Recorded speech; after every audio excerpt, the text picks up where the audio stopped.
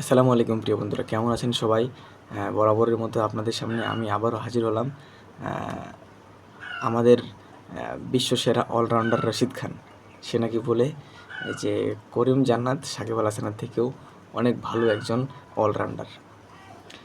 তো ভাই, রশিদ খানকে শুধু এটুকুই বলতে চাই যে আপনি জানেন ওয়ার্ল্ড ক্রিকেট কীরকম, আর এখানে টিকে থাকতে গেলে কতটুকু ফাইট করে থাকা লাগে।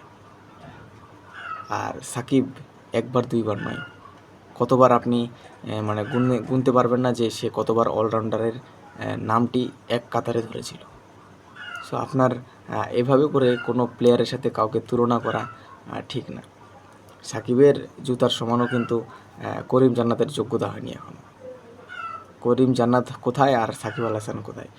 মানে যেখানে যার সাথে তুলনা করবেন সামঞ্জস্যপূর্ণ তুলনা করেন, যাতে তাকে আমরা সম্মান দিতে পারি, বা দুজনেই কোয়ালিটিফুল। কার সাথে কার তুলনা করেন? সাকিবকে কজন চিনি, আর করিম জান্নাত কে বা কোন দেশের প্লেয়ার?